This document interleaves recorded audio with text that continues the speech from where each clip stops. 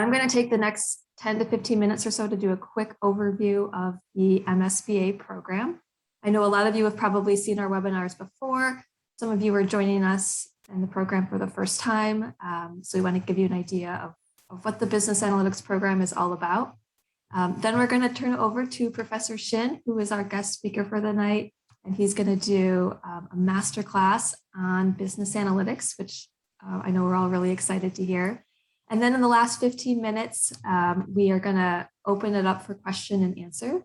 And that can be questions that you have for Professor Shin that you heard from his lecture. It could also be any questions that you might have for me on the admission side and the content that I covered. The last thing I'm going to discuss in the question and answer period is instructions for the application fee waiver.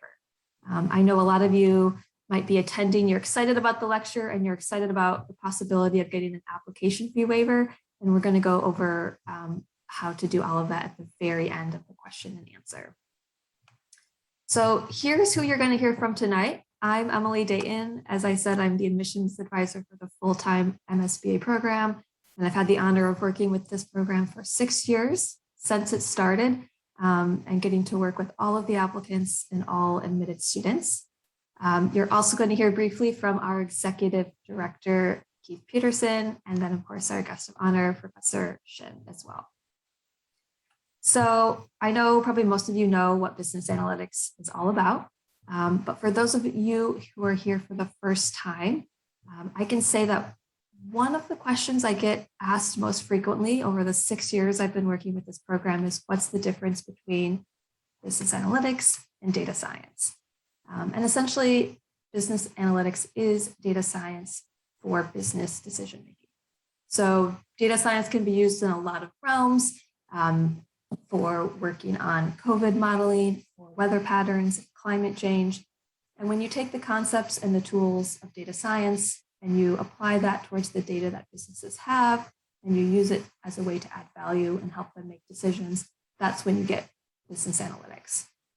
So obviously, we all have devices. There's the Internet of Things. Everything that we do on our phone and online is tracked and it creates data points. And then businesses can use all of these data points to track our online behavior, our app usage, what we're watching, what we're searching for, if we open emails, if we use coupon codes, etc.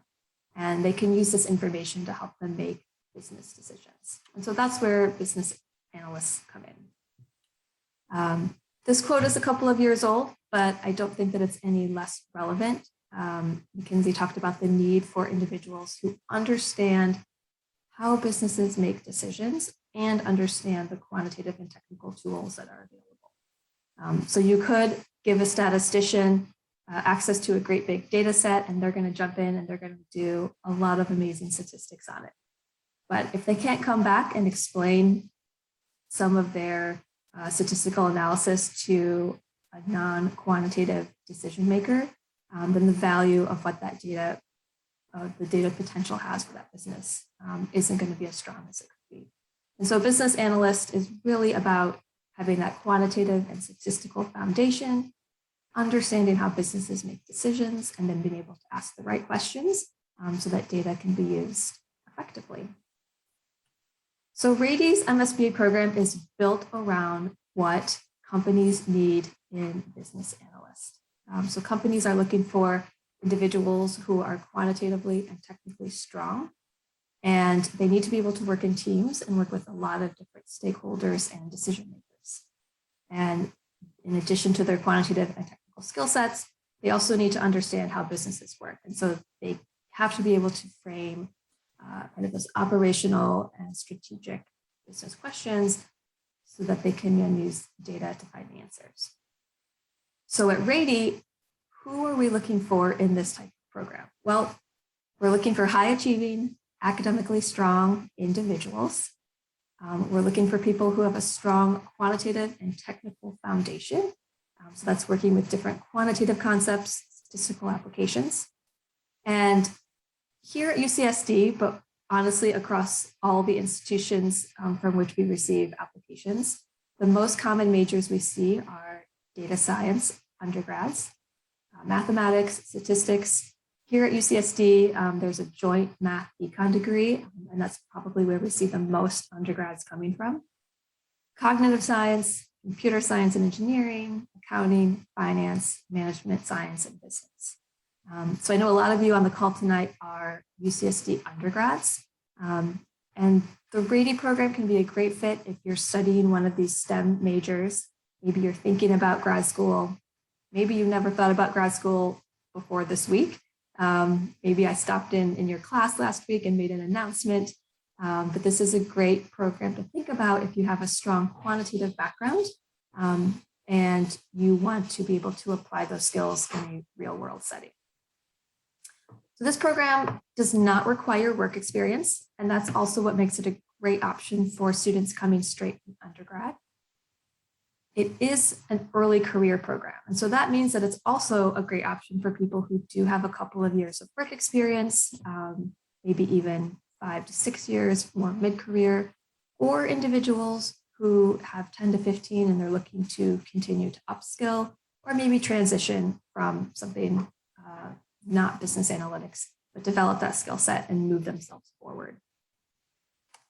I know we're a business school and all of our classes tend to be business school in nature, but business classes are actually not required for the program.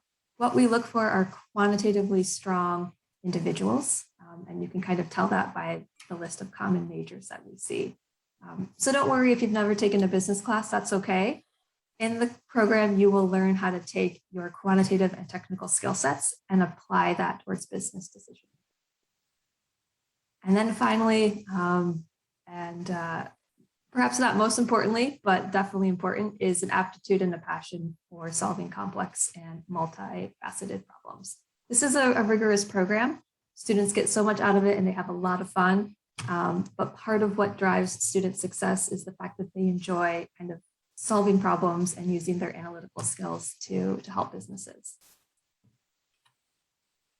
So to quickly cover the program, there are 3 main pillars of the program: identifying business opportunities, and that's just understanding how analytics can be used to create value around different business functions, looking at the costs and benefits of different analytic initiatives, allocating analytic resources, and then managing initiatives that you actually produce timely and actionable insights.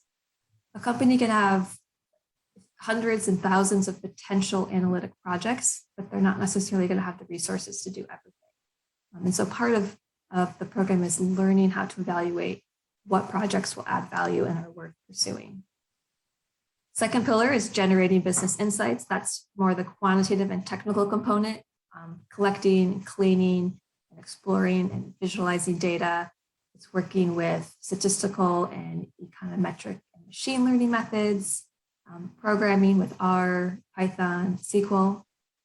And some application examples include customer analytics, such as customer lifetime value, targeting, A/B testing, supply chain analytics, data-driven inventory, capacity management, healthcare operations, etc. And then finally, developing business solutions, which is bringing those two together. So learning how to integrate decision models, data analysis tools, and key decision makers.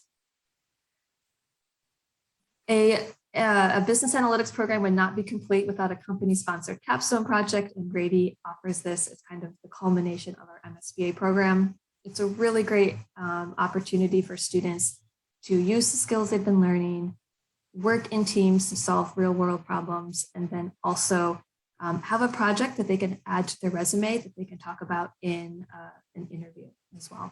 And then, of course, network, right? Because company-sponsored capstones mean that there's typically a point of contact at the company, at the host company. And you can see some example companies online, and types of projects typically involve creating a chatbot, creating preference mapping, optimizing online rebates, optimizing labor across theme parks, looking at micro market competition. The full-time program is a one-year program that begins in August of each year. If you're in the UC system, you know that is the summer quarter.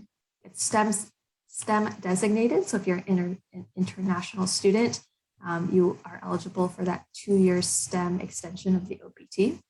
And our cohort is typically around 90 to 100 students. For graduates of the UC schools, Rady offers a $10,000 UC fellowship. And all students who are admitted to the program, regardless of whether you're domestic or international, are considered for the merit-based Rady Scholar Fellowship. And to wrap it up, some key touch points about career outcomes, because really that's what graduate school is. It's a stepping stone to what you want to do professionally. Rady has a great career management center, and they work with students to offer workshops, mock interviews, career fairs, etc. These are some examples of different industries and positions that our students have gotten after the program. And here we can see different companies that the last 3 graduating cohorts have been placed at. And I'm going to add this slide. It's a little text heavy, but what you can see, these are all students who have earned an undergraduate degree from a UC school. Then they came to the Rady MSBA, and then they've since graduated. So it gives you some examples of what different majors we see in the program, and then what they go off to do afterwards. So you can see applied math, the math econ degree, economics, bioengineering. In our current cohort, we have communications, political science, and psychology, and then a wide variety of career outcomes after that. So there's a lot of potential. And I think what we typically see, again, from our UC students, but really from students coming all over, is having that strong quantitative foundation, technical skill set, and then the desire to use those skills in real world applied setting. And finally, admissions information. I am the admissions advisor for the program. If you have any questions about applying, if you're interested in having a one-to-one advising session, I encourage you to reach out to me. My email is edayton@ucsd.edu. Our application is open now. Our next deadline is coming up in just a few weeks, with deadlines then later into the winter quarter. All of this information is available online. And with that, I'm going to turn it over to Keith, who is going to do a quick introduction of our guest speaker. Great, thank you, Emily, and hello, everyone. Yeah, tonight's topic is retail, and I think it'd be really hard to acknowledge that any other industry has really been transformed more by retail over the past 20 years in terms of e-commerce, the rise of sustainability, certainly COVID and supply chains disrupting retail. And when we talk to large retailers, the one thing we hear is there's a common thread, which is a need for insight. That's the data and analytics and help them plan and manage through all of these disruptive changes. So I'm excited tonight. We've got probably no better speaker than Professor Hyoduk Shin joining us. So Professor Shin is our Jimmy Anclasaria Presidential Chair and Faculty Director of the Institute for Supply Chain Excellence and Innovation at Rady. He's an Associate Professor of Information Technology and Operations. And Professor Shin was previously Assistant Professor at the Kellogg School of Management at Northwestern University.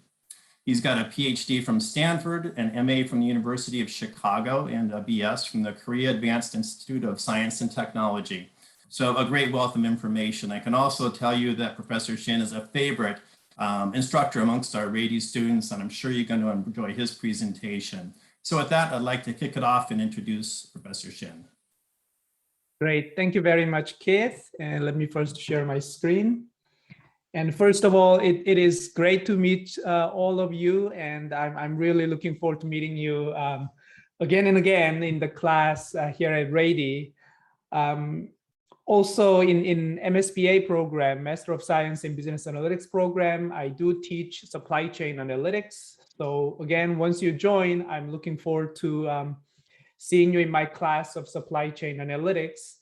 And today I just want to show you and discuss with you about the retailing industry, and in particular focusing on the history of it.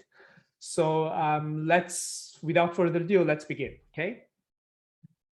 So first, if you think about, let me first present today's agenda. What I will discuss is I will first talk about a little bit of a historic aspect of retailing, in particular focusing on the evolution of the retailing industry.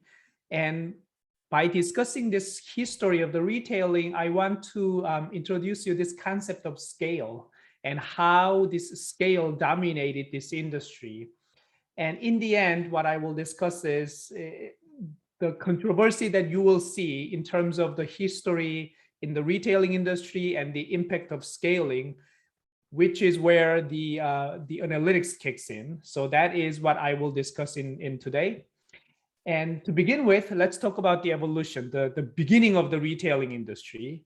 And this is the beginning of the retailing industry, which is over 100 years ago. It's the beginning of retailing is the push cart, right? So some people with that little push cart comes in, and they will come to the store, they will come to the neighborhood and the village and try to sell things, whatever they have in the push cart, right? This is the beginning of the retailing.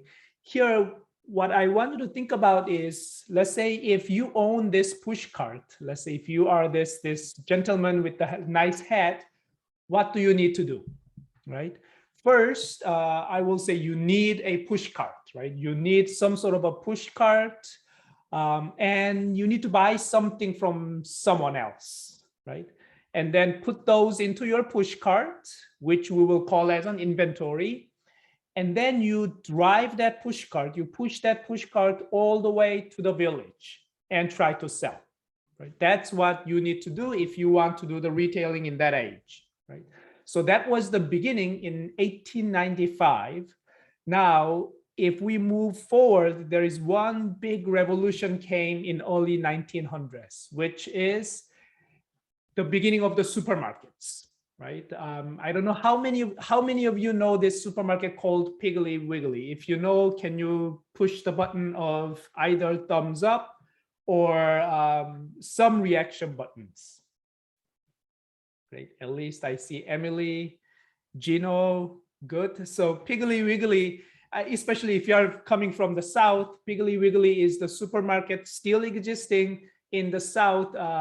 Big supermarket. They started selling originally by selling bacons, right? Now, the Piggly Wiggly was a great innovation, not only in terms of a retailing, but also as a business in general, okay? And here is one innovation that they brought. So before Piggly Wiggly, there were some stores, and in the typical store before supermarket of Piggly Wiggly, the way that they operated was customers will come, and then they will write down what they want to buy, and they will pass that note to the agent who works at that store.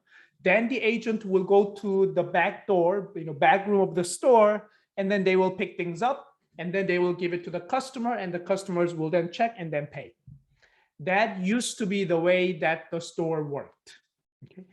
Now Piggly Wiggly came as the concept of supermarket, and the way that Piggly Wiggly worked is not that way. Rather, what they did was, just like in today's supermarket, they asked the customers to come to the store, and then customers will come and pick things up, right? Now, why that is such a great innovation, if you think about it, before Piggly Wiggly, it was the work that the agent has to do all the pickings, right? And then give it to customers. And those pickings are the hard work.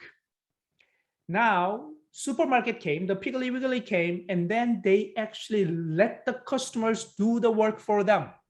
By doing so, first of all, they can save cost, but also in this case, it happens to be a win-win because they found out that indeed customers actually enjoyed picking their own apples instead of somebody else picking their apples, right? So in that sense, customers took the work and then they were happy to do it.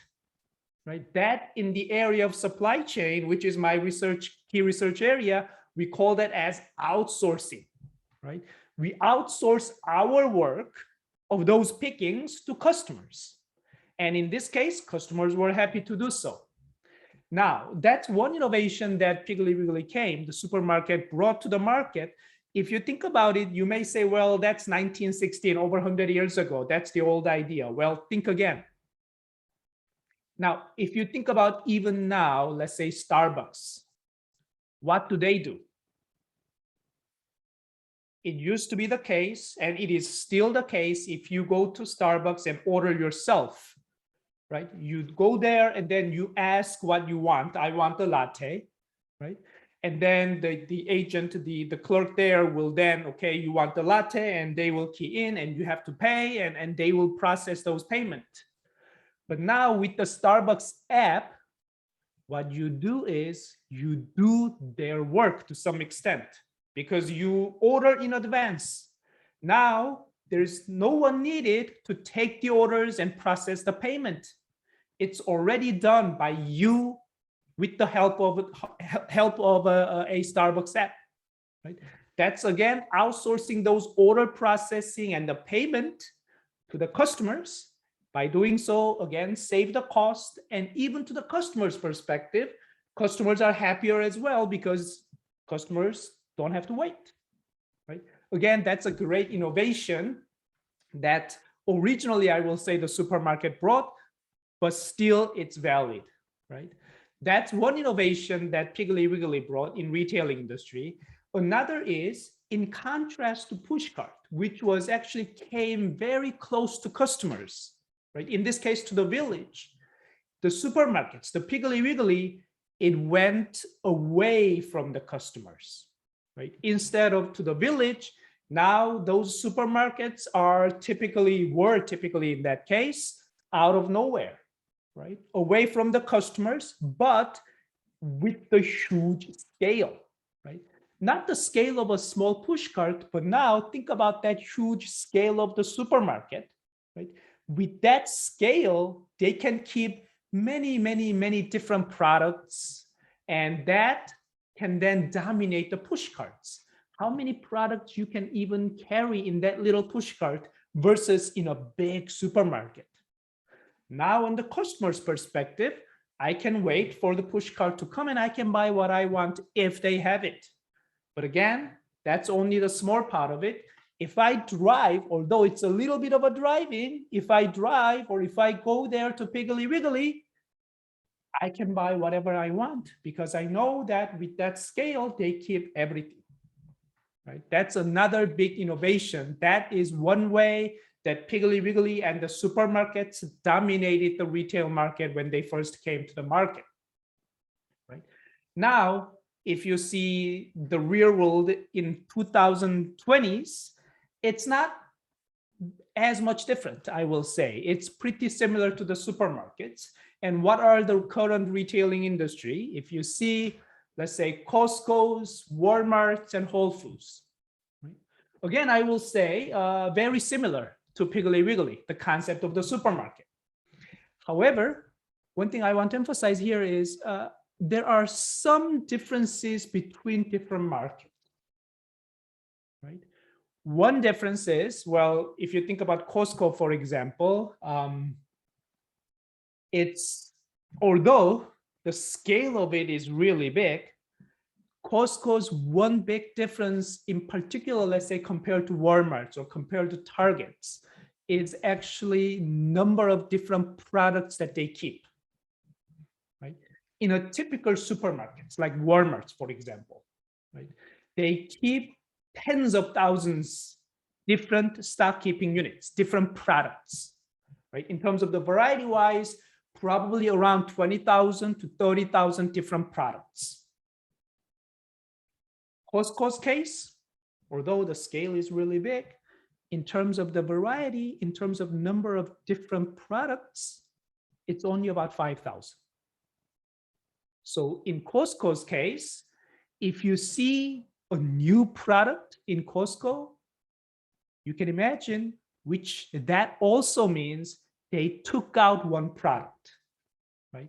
It's not the case that they keep adding the new products. Whenever they keep adding new products, they take out another product that doesn't sell well, right?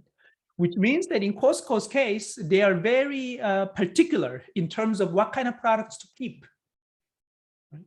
Now, if you think about what are the best sellers in Costco, right? Anyone knows on the best sellers in Costco? If you can guess, please feel free to type in the chat box, right?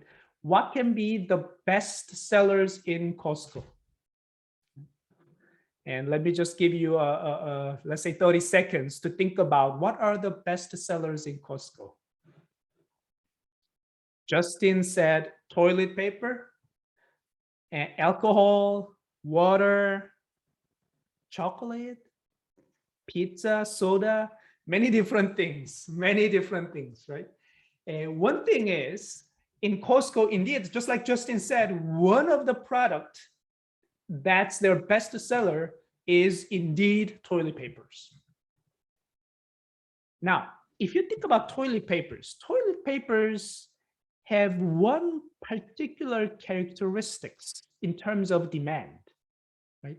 Unlike all others, toilet papers has very particular characteristic about demand, which is, think about when do you use the toilet papers? Right? Think about the demand in terms of the size, right? If you think about the groceries, you may buy grapes, you may buy apples, but you don't know exactly how many grapes or how many apples you will eat for 1 week. But toilet papers, you go to the restroom once a day, and that's how much you use the toilet papers. In terms of the demand, there's not much of a variability. Right? On top of that, first of all, if you think about each family, the demand of toilet papers is pretty stable, not much of a variability. In addition, Costco's case, it's membership driven, which means if you think about any Costco, pretty much when you look at their data, they know exactly, not 100%, but in a pretty accurate manner, they know how many customers they have in that Costco. Now, you know how many customers you have.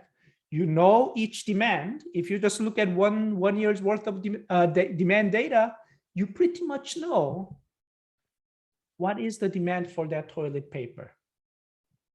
Right? With that, here is one thing that I always check when I go to Costco, which is not just the price and the dietary informations and the ingredients, but when the products are produced or packed. Right? Now, given that, think about again toilet papers, you know exactly what is the demand. Then Costco's case, their operations, their supply chain operations become really simple. I know how much I will sell over this weekend. I will order it, and then I will put it in the shelf on Thursday, and I know that it will sell on over the weekend, right? So one thing is, in Costco, pretty much all the products are very fresh, in not only groceries, but to some extent, I will say, even the toilet papers, it is very fresh because typically they sell fast, right? Which is also, you can verify it from their demand data as well, right? And Walmart and Whole Foods, it's their competencies are different, right? Walmart's case, they compete on, I will say, on the cost, right? Whole Foods case, they compete on the quality, right? Depending on those, again, their focus will be different, right? However, in terms of operation, the supply chain perspective, the main idea is pretty similar to the supermarkets. Right? Now, that's the retailing of the present in the state. Let me just expand it a little bit more to give you a little bit of a global sense of it. Here is one store from Japan, which is 7-Eleven Japan, right? 7-Eleven Japan. This is a convenience store. And one thing that's also very special about this 7-Eleven Japan is, first of all, 7-Eleven Japan is typically in big stores in Japan, like Tokyo, for example, right? Now, if you think about Tokyo, the real estate price there, it's crazy, right? It's really expensive. And this 7-Eleven Japan, the convenience store, it's very different from the supermarkets, right? It's very different from Costco, very different from Walmart. It's dramatically different from all the big supermarkets that you see in the state. Even 7-Elevens that you see in the state, which is also different from 7-Eleven in Japan, right? In particular in Tokyo, right? One big difference is it's tiny. The store itself is very tiny, right? However, another surprising factor of 7-Eleven Japan is in that little tiny store, they keep everything. If you go there in the morning, you will see all those rice balls, right, that you need for breakfast. If you go there in the evening, you will see all the things that you want at night. Beer, for example, and all the stuff that you need at night and probably next morning. Right? So the key question here is then, okay, in that little store, how can they keep everything? How come this is a convenience store? So whatever I need, it's there pretty much. How can that be possible? How can that be possible that in that tiny little store, they can keep everything? Right? That's one thing that we will discuss in much more detail in many of the supply chain class. But one thing is, in that little store, the way that they leverage is indeed about the customer data, customer demand data, right? And what they do is, first of all, they cannot keep everything in that store, right? What they leverage is they learn that pretty much what customers want in the morning is different from what customers want in the evening. So let me first stock what customer want in the morning. Let's say at 4 a.m., the truck will come, and then they will stock what customer want in 7 a.m. And then when the time comes at 10 a.m., another truck will come, and then they will stock what the customers will want at noon. And then another truck will come at, let's say, 4 p.m., and then stock what customer will want in the evening. Right? So that's the way that they actually manage to keep everything that the customer wants at that time. Right? The key here is they should know what customer will want, not only what they want, but what they want and when. That is really the strength of 7-Eleven Japan. Right? Leverage the customer's demand data, and not only on what they want, but also leveraging on the time. Right? Another example is, this is actually from my home country, Korea. This is Korea's Tesco Home Plus. Now, if you imagine where he is actually in the subway station. Right? So in Tesco Home Plus case, it's pretty much all the same for most of the stores. If you think about the supermarkets and even convenience stores, they standardize their refrigerators, right? So if you look at the refrigerators, pretty much the display is pretty much the same. So what they did was they put the exact sort of a refrigerator, and they put it on those waiting areas of the subways. And the customer on the way to work, they can then open the app and then scan what they want. And when the time comes at night, when they go back, it will be delivered there, right? So this, not only on the subway stations, but also on the bus stations, whenever a customer has or people have time to spare, they will put things and then try to sort of get more customers. Right? So this is retailing of the present. The last will be, what will be the retailing of the future? Right? Retailing of the future, well, I don't have to discuss too much. Everyone will agree. It's Amazon, right? Amazon, that is, you can think of, that's the one retailing of the future. Well, part of it already came. Now, how Amazon dominated this retailing industry? right? There's Walmart, there's Costco's, and still Amazon pretty much, at least in the online space, they dominate. One force, one advantage that Amazon has is, again, the scale, right? Costco wholesale store is big, Walmart store is big. Now imagine Amazon's distribution center, right? Which is much bigger, right? So Amazon dominated with that scale, right? So that is one force that Amazon has advantage of. Hey, all those small stores and the push carts are gone by the supermarkets because supermarkets came with the big scale. And now the Amazon comes with even bigger scale of the distribution center and try to dominate, leveraging that scale, right? However, though, recently, Amazon did the opposite, right? I know many of you are current UC San Diego students. For example, if you go to the UTC West Mall, what do you see? You see actually small little Amazon bookstore, right? What's going on here? Even if you think about the book retailing industry, it's the same story, right? There used to be mom and pop small bookstores. However, Barnes and Noble and the Borders came with the big supermarket bookstore, right? Big scale bookstore. And then Amazon came with the gigantic distribution center with even bigger scale and dominated all of them, right? Now, what are they doing? Right? What are they doing going back to those mom and pop stores? Let me ask you this question. Just you can say yes and no using your reaction.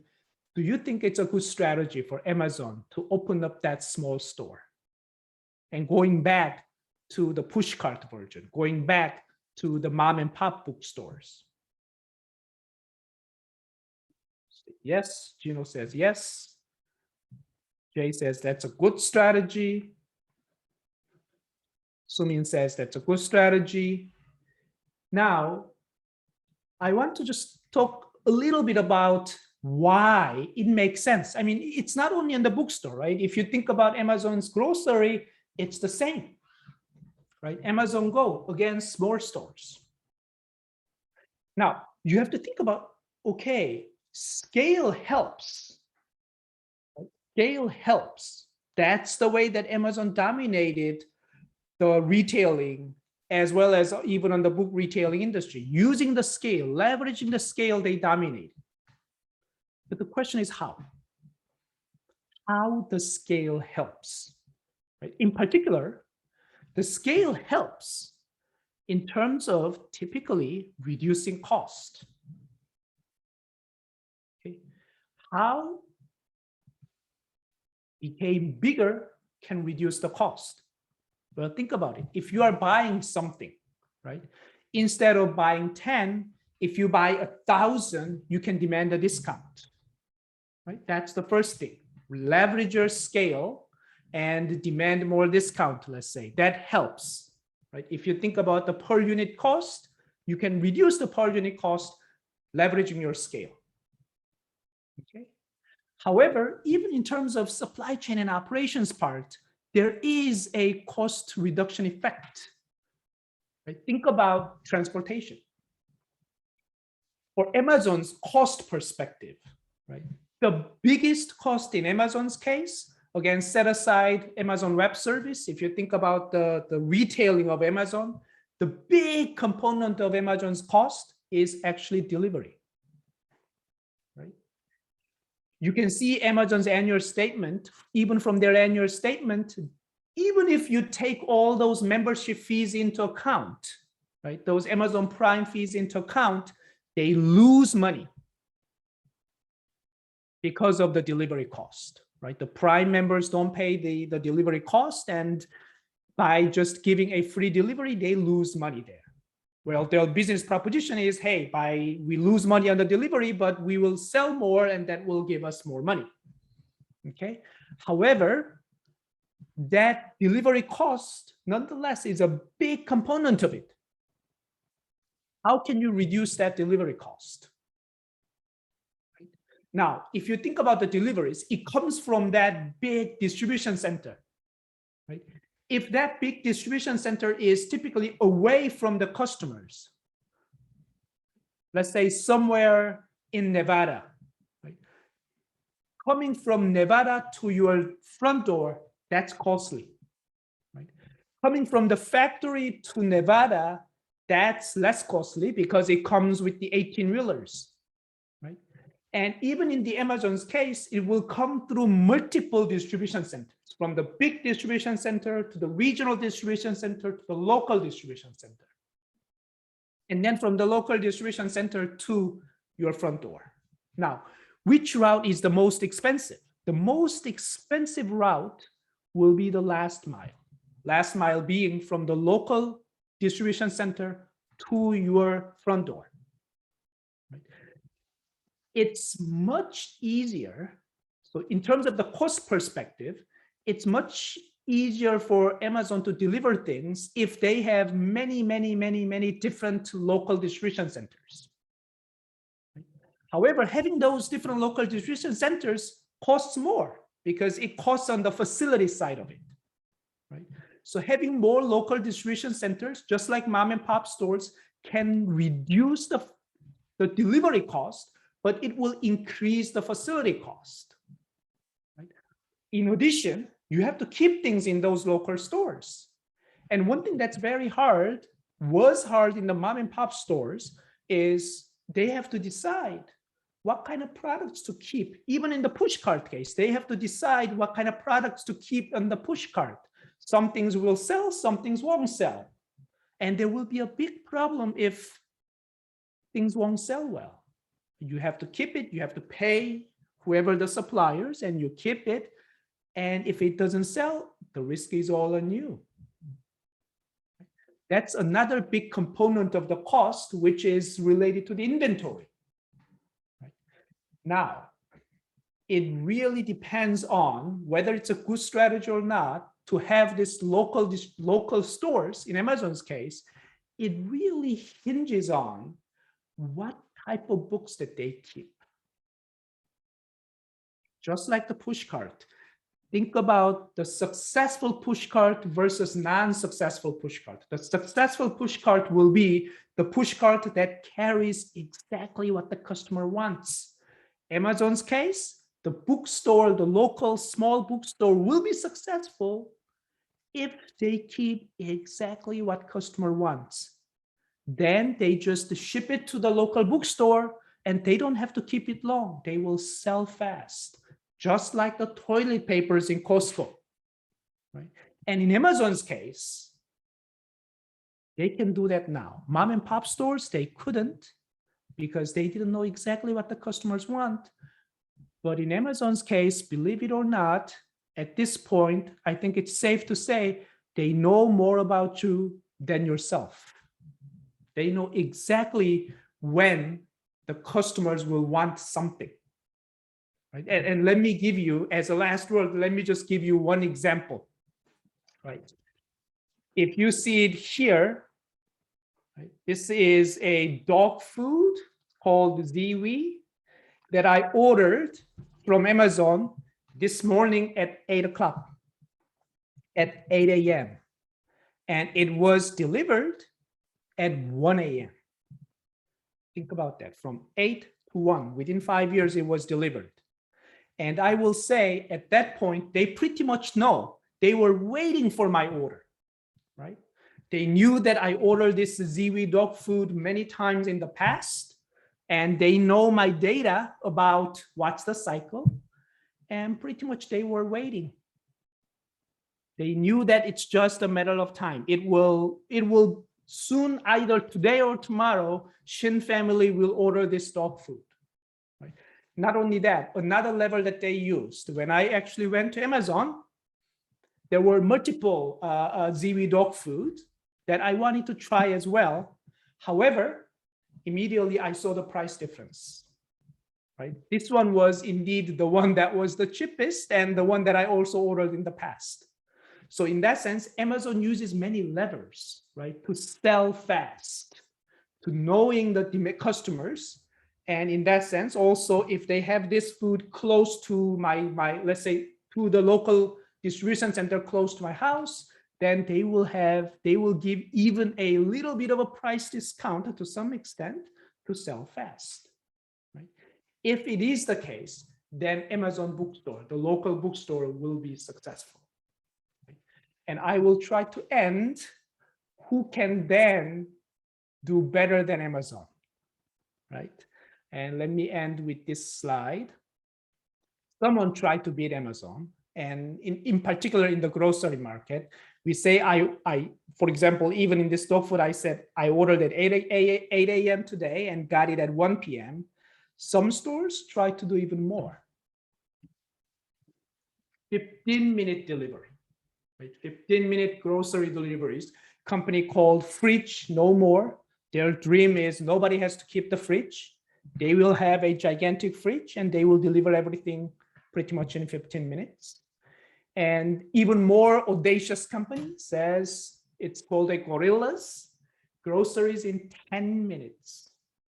And there are others as well, right? Not as audacious, let's say 15, 20. They say we will deliver in 15, 20 minutes, or Joker, or Buy K, or Buy Milk. And if you are from Europe or Asia, you could have heard this company called Getter, right? Those are companies try to deliver things in minutes. Now, again, the key is they cannot deliver everything in 15 minutes. That's just impossible. I mean, they can if they charge customers a hell lot of money, right? But you know, they also claim we don't free delivery, no minimum orders, no subscription. With that little cost, it just doesn't add up, right? So the key here is what kind of product that they will choose to deliver in 15 minutes. It should match well with what customer wants and what they can deliver in 15 minutes in those little local stores. With that, let me end here. So key takeaway from this masterclass is we covered this evolution of the retailing industry, in particular in the lens of economies of scale, right? But then in Amazon's case, we saw that indeed they are going against the economies of scale by opening up the small stores.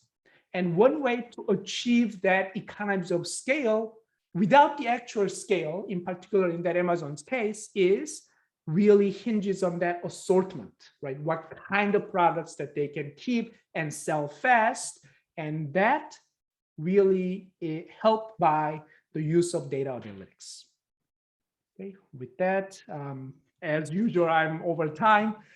Thank you, and I'll be happy to take any questions. Thank you, Professor Shin. So this is a great time. We're going to open it up to questions. If you're feeling confident, you're welcome to, you can use the reaction button to raise your hand if you want to ask your question, or if you prefer to type it into the chat, that's fine too. I encourage you to ask questions to Professor Shin since we have the opportunity to hear from him. If you have more admission related questions for me, you're welcome to ask them, but you're also welcome just to email me and we can do make sure you get all your questions answered via email. So we're going to pause here and let questions come in. Great. So while waiting, I just want to pick up a few things from the chat.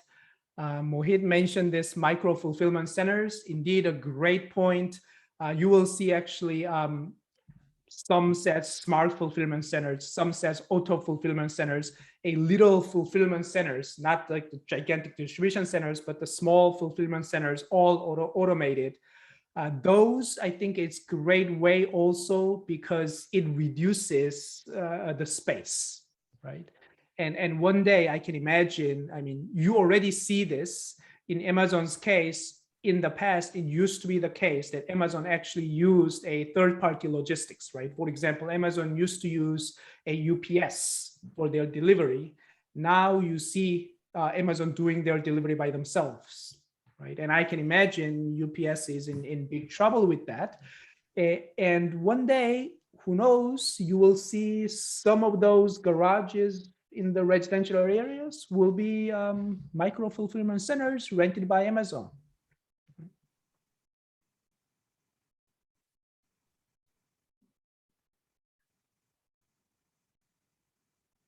Ooh, so Mohit again mentioned the which metric, and we will learn a lot more, but one metric that I want to emphasize is the time, right? The time being how long, let's say, each product comes to the distribution center and spend in the distribution center or spend in the store, right? That time, if that time is short, that means you get the money from you pay the money to the supplier, you get the product and you sell it fast. You get the money from the customers fast, right? If that time gets longer, then you are stuck with more assets or let's say more inventories. And that's a very costly proposition.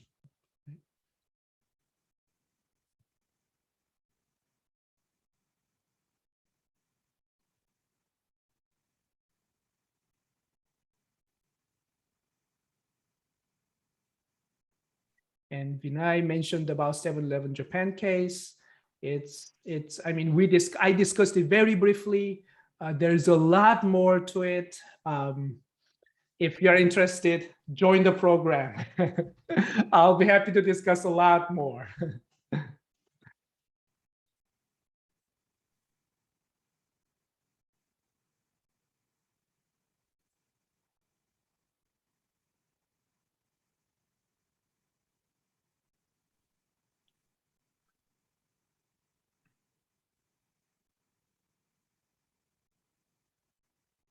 Professor Shin, I think we had a question come at the end from Dominique about what sparked your interest in supply chain management. What sparked my interest in supply chain? So one thing is when to me, the supply chain is it's real and you can see, right? I mean, even think about this example of Ziwi dog food, right? This is the dog food from actually made in New Zealand, right? So think about the whole sort of where this is coming from, right? It was made in New Zealand and then delivered all the way probably to Long Beach port in LA. And then I don't think it is the case. It came directly to my house, right? It went first to the Amazon distribution center, somewhere probably in out of nowhere in Nevada, right? And then it came to my house, right? To me, its supply chain is just everywhere, right? Everywhere. I see, even in terms of the data, one thing that I like is you can actually do the things that feels more real, right? And I have nothing against it, but I had many colleagues in the Bay Area. And in the Bay Area, surprisingly, whenever I talk to my friends in the Bay Area and colleagues in the Bay Area about this data analytics, their focus, almost I will say 90% of them, surprisingly, their focus is where to put the advertisement, right? In which website to put the advertisement so that people will click, okay? That, again, that's okay. That's actually a great, I will say, big money is there. But at the same time, I think this is the area where we can make even bigger impact, right? I have been talking about this all the time. People didn't get it, but one thing that after this COVID, well, in this COVID, now I think many of my colleagues and friends actually bought this idea that, hey, indeed, supply chain matters, right? So I think this is the area where we can really make big impact. Oftentimes before COVID, people thought that everything is just one click away, right? You just do a one click and it will show up. But now you realize, well, that one click away is not that easy. Somebody has to work in the back end to deliver things all the way maybe from New Zealand, all the way from China, for example, right? So I like that sort of a real aspect, real and impact aspect of it. We have a couple of hands raised. Shu Yi, I apologize if I'm pronouncing your name incorrectly. Go ahead and unmute yourself and ask your question. Hi, Professor. I just have a little question. I also typed it down. it is about like so under the current condition, we have the e-commerce, and we also have the COVID-19 condition. And when we're doing the global business, it will be really hard for the supply chain programs process, because my last shop, the supply chain is almost break. Consumers have to wait around 6 to 12 months to get their products, and we are doing the furnitures. So is there any way to solve this problem? And also, do you think it'd be harder or easier to do the e-commerce in nowadays? Well, first, a great question, but I will say the question should be whether it's, it shouldn't be whether it's hard or easy. It's hard, okay? But to me, the bigger question is, it's where the customer demand goes, right? You really have, especially if you're doing business, you should really focus on what customer wants, right? And then you figure it out how to deliver it, right? For e-commerce, it's just, first of all, in the COVID, it spiked quite a bit, and I don't see that going away. Right? It's still a small portion of it. It's still not like half of the retailing is done by e-commerce. It's not even close, right? However, the trend is there. It's really increasing, right? So it's hard, and I see more sort of in particular, I will say, in the past 30 years, that was let's say not like past 30 years, from 1980s to 2010. Right, those 30 years, I will say it was the renaissance of supply chain period, because everyone realized the value of a low cost and the global supply chain, and pretty much what happened was they just made it too thin, right? The supply chain made it too long and too thin, with less sort of a redundancy and with less sort of a risk bearing, right? They just pretty much sought after the cost, which still, cost is an important factor, but they just stretched it too far, right? And once the global pandemic comes, like COVID, everything then stops, right? So what I noticed is now I recognize the trend of less of a globalization, but more of a regionalization. Right. So for example, now let's say Asia, China is still a big global manufacturing site. But at the same time, not only the manufacturing site, I see more and more trend of China becoming a manufactured in China, also probably sold in China as well, right? And also more regional supply chain development in North America, right? Mexico being one of them. So that's, I think, one regional supply chain development is one way to reduce and mitigate that supply chain risk and build up more resilient supply chains, as people say. Thank you. Thank you, Shui. All right, so we're right at 7 o'clock. I think we'll take one more question from Johan. And then I will, once we get his question asked and answered, I'll follow up with information about application fee waivers. We'll also send out information via email as well. Yeah, thank you for calling me in there. Thank you for the lecture, Professor Shin. Actually, I have a question about Costco example.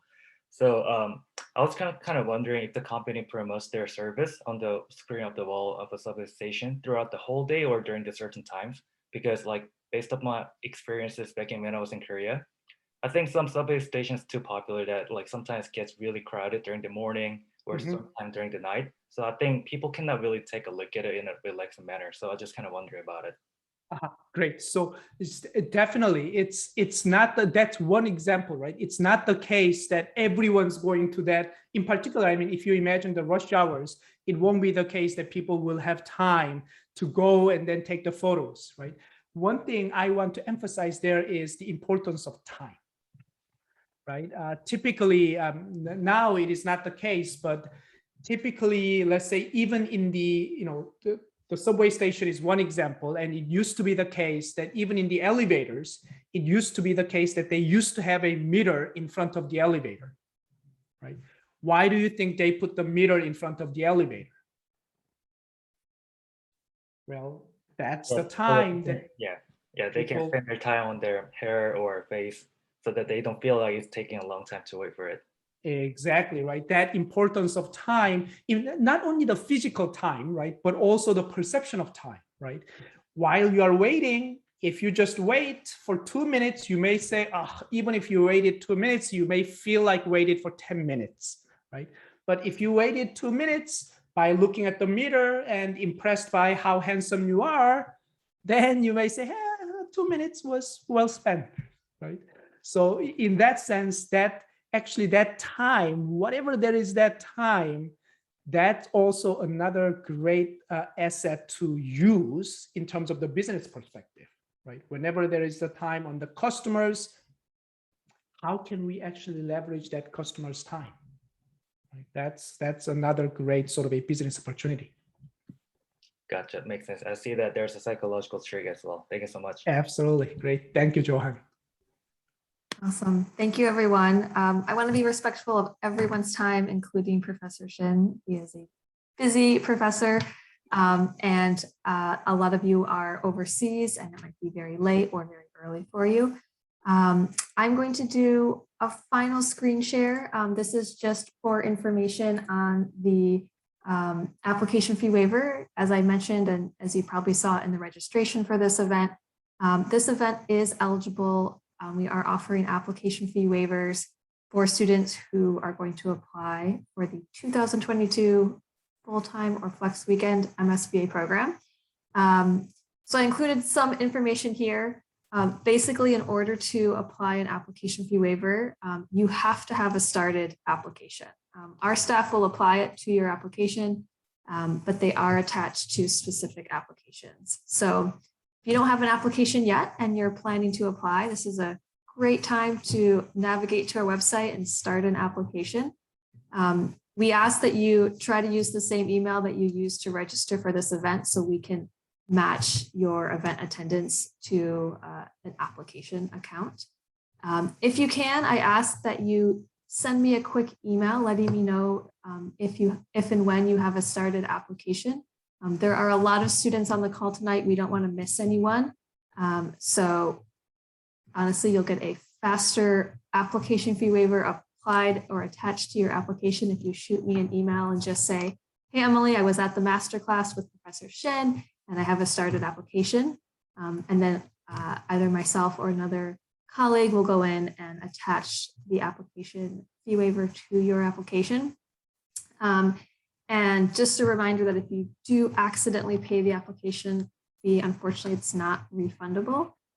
So just take some time, double check that you get a confirmation from me that the fee waiver was applied before you hit that submit button. I will stick around for a few more minutes if anyone has application or logistical information. But thank you again to Keith and to Professor Shin for taking time out of their evening. And I will also share my email in the chat once again so that you can copy and paste it or shoot me an email if you have any questions. Thank you so much, Keith. Thank you so much, Professor Shin. We really appreciate you taking time out of your evening. Great. Thank you all.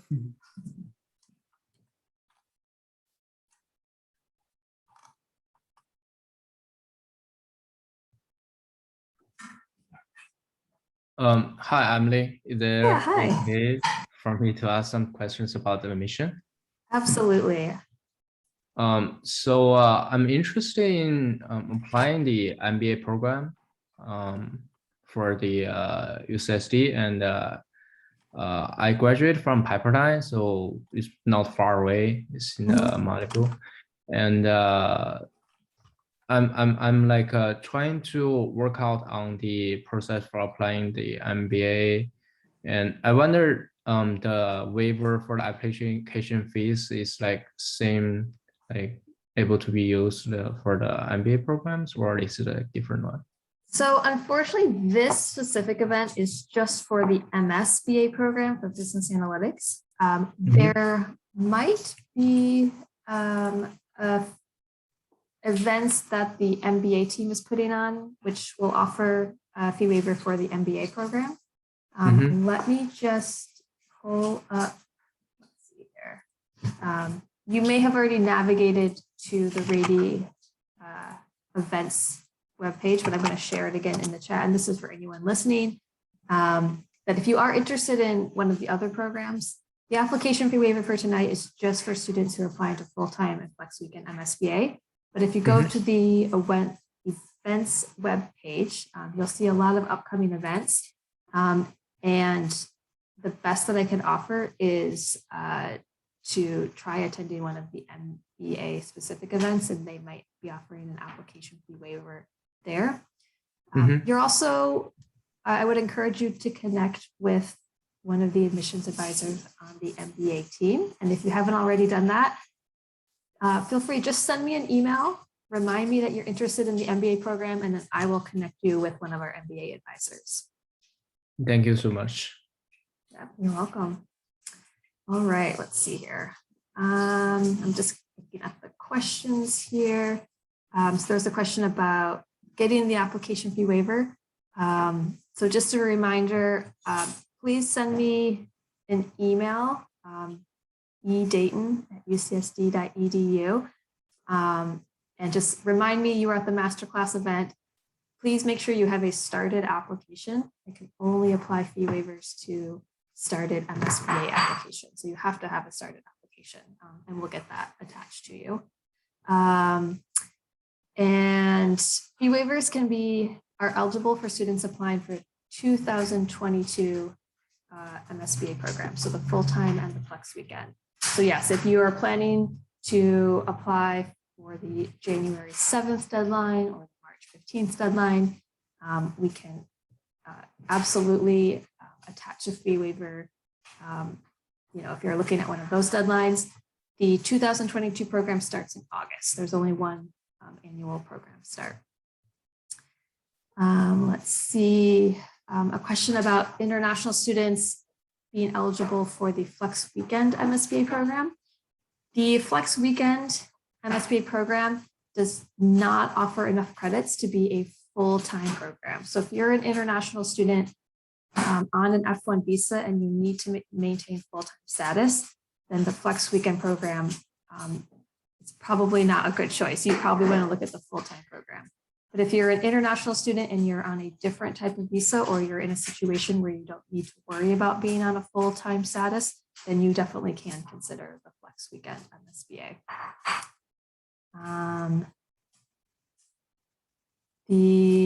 And the application fee waiver is for both the full-time and the Flex Weekend 2022 MSBA program. So if you're a domestic student or if you're an international student looking and you don't have to worry about full-time status and you're applying to Flex Weekend and you're attending this live event, we can absolutely give you an application fee waiver.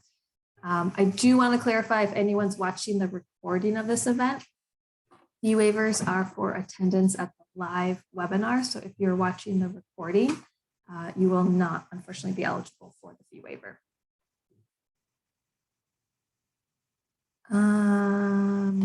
Let's see. A great question from Elaine. Is it a requirement for MSBA students to find an internship in the summer, or does it depend on the students? So it's not a requirement to find a summer internship. The full-time program is built to be completed in 11 months. So that's August through June, which typically means that students are graduating in mid-June and then they are moving on to an internship or a full-time job offer. This year, the full-time program is experimenting with offering a 17-month extension option. So taking a few remaining elective credits in the fall. So coming back in the fall, there would be no classes in that summer session. And instead, students, if they want to pursue an internship, are able to do that. And then they come back in the fall. It's not a requirement. An internship is not a required part of the program, but it's available the extension option is available if students are interested in pursuing an internship, and then they want to come back in the fall and finish up a few remaining credits. Let's see, and a question about if I haven't started my application yet, is that okay for the waiver? That's totally fine. Again, we can only apply waivers to a specific application. So when you have started an application, send me an email, remind me that you were at this live masterclass event, and we will get the application fee waiver attached to your MSBA 2022 application. And a question about applying for the January round, are my chances of getting introduced? That's a great question. This MSBA program is considered highly competitive. We will likely get over 13 to 1,400 applications for approximately 90 to 100 seats in the cohort. We work on rolling admissions, which means that our application is open now. They are being submitted and the admissions committee has started reviewing applications. So they continue to review and make admissions offer until all available seats are claimed. Typically, if you're applying for January, you're going to be fine. What we typically see is that by the time all of the applications that were submitted for the January deadline are reviewed, which is typically in mid-March, that's when we see the cohort start to reach capacity. So if you're aiming for the January 7th deadline, you'll be fine. I really encourage students to not apply a whole lot later than that January deadline. Typically by the March deadline, the cohort is nearing capacity and any remaining seats are more likely to go towards domestic students since we have one final domestic applicant deadline, which is the April 15th deadline. A question about completing the prerequisites for the course, is that mandatory? It is not mandatory. The list of, I think, recommended areas of study or prerequisites that you may have seen online on the frequently asked questions webpage is truly a recommendation.